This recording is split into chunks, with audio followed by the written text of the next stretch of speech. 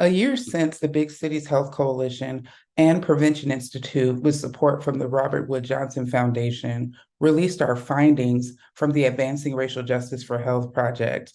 People are really still interested in our findings, our lessons that we learned, and as well as the questions that remain.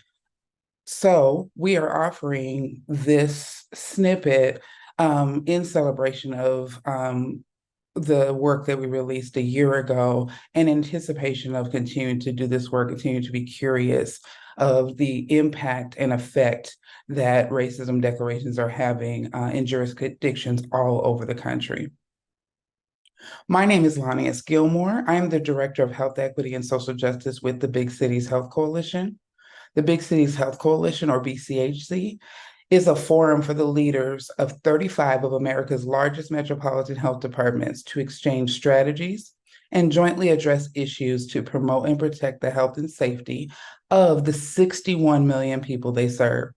Together, these public health officials directly affect the health and well-being of nearly 1 in 5 Americans. Advancing Racial Justice for Health has been a joint project of the Big Cities Health Coalition and Prevention Institute. Our planning phase was funded by the Robert Wood Johnson Foundation. We partnered with the Drexel Urban Health Collaborative to analyze declarations and evidence of activities in equity infrastructure in 16 BCHC jurisdictions. We did that using publicly available online sources.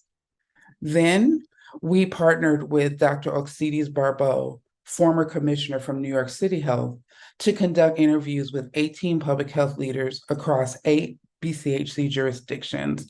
We wanted to get a better understanding and shine a little bit more light and get to a little bit more context around successes and challenges associated with taking action to dismantle structural racism and advance racial justice.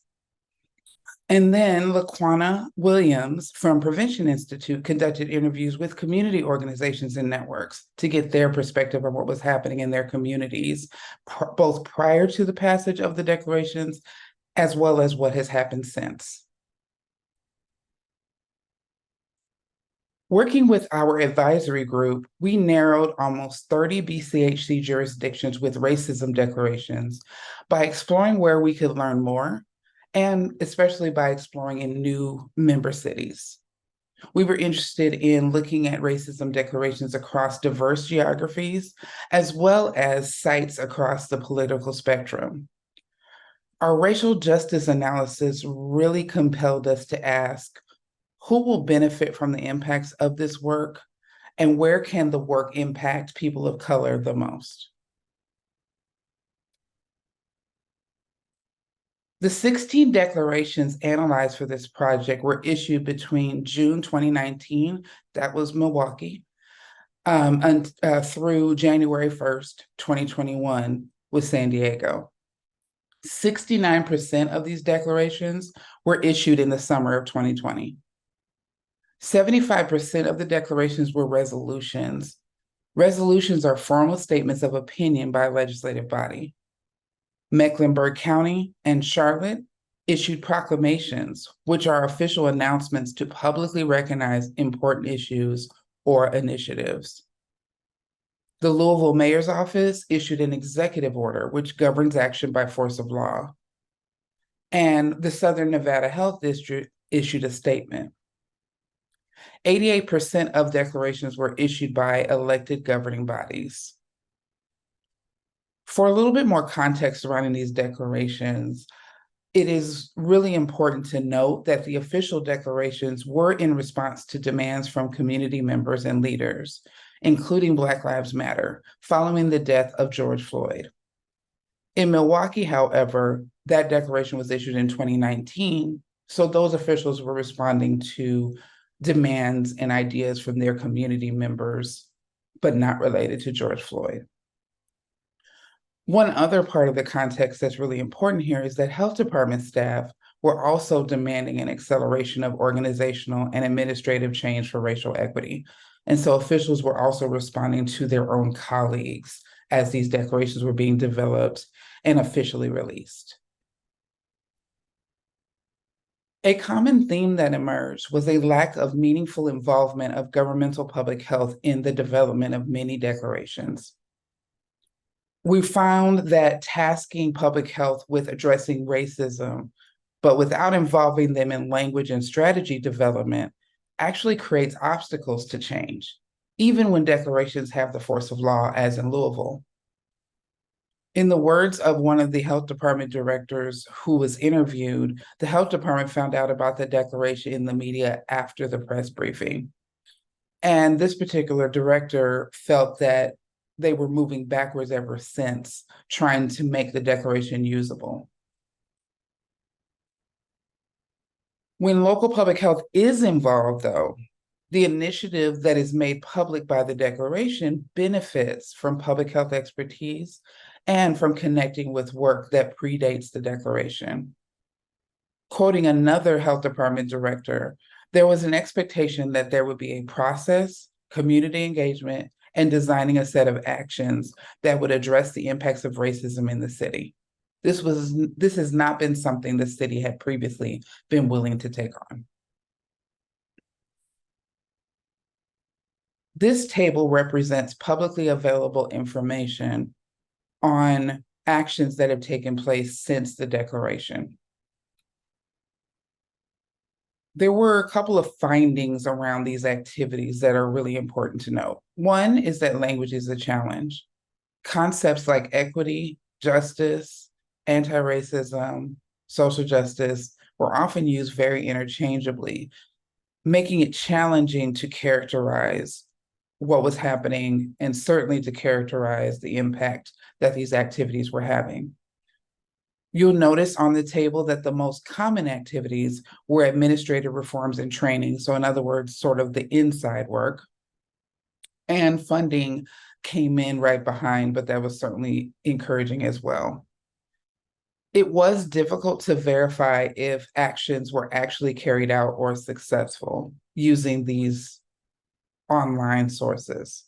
It was also difficult to verify if jurisdictions partnered with organizations and groups led by people of color, or if governmental actions served intended populations.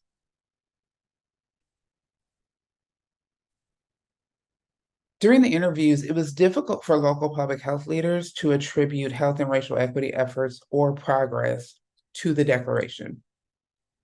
Many local public health leaders are seeking clarity on or are working to articulate next steps or measures of success or progress.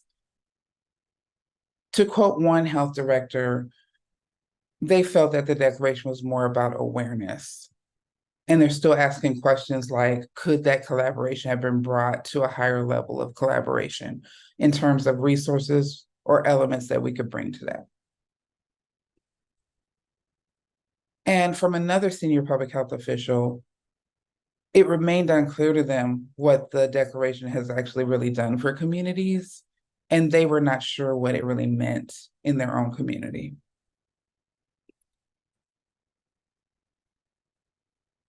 So Drexel's research actually raised more questions about partnerships, funding, and narrative. And while we had always intended to speak to community members, community leaders, we definitely wanted to really dig into the things that the Drexel research sort of shook loose. And I'll cover 3 of those themes, even though there were many more. Under partnerships, we did note that there was an increase in partnerships, but it's important to consider and maybe later explore whether this increase in partnering is artificially inflated because the category was overly broad. And I'll make reference again to the challenge with language and concepts. While new and old partnerships do exist, there are still opportunities for improvement. Filling the community voice need and building relationships is really a priority for many of the local health departments. Under funding, even when a racial justice lens is applied, power dynamics can still shift resources. Community members are concerned about sustainability. Is this just a flash in the pan? And funding still feels very scarce and is not necessarily going to community. Finally, under the narrative theme, there has been sort of these disruptions to the current system as it relates to narrative. The really big question that came out in that theme is, how do we measure progress toward a win? Who gets to say that something is a win and what the wins are?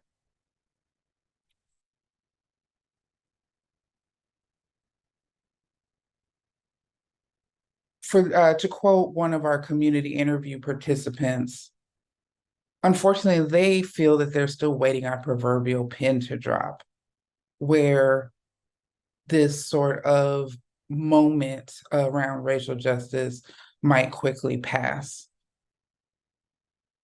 A year later, these questions that we were asking ourselves for future exploration are really pretty relevant still.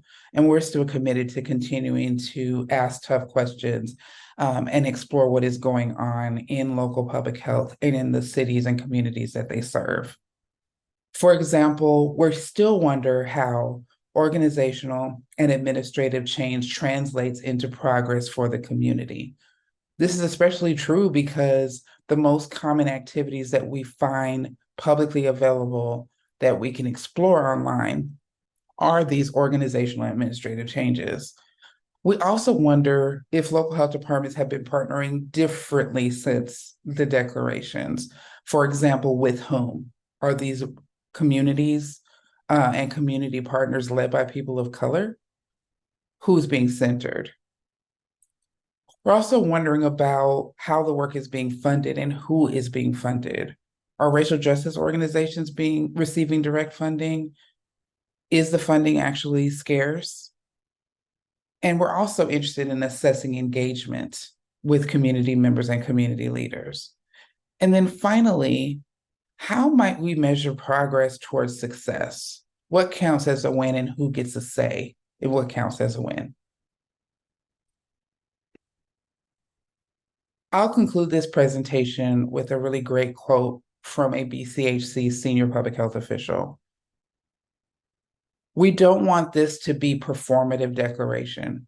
We want community to hold us accountable and say we need to be doing more for our community. And that's what public health should be doing.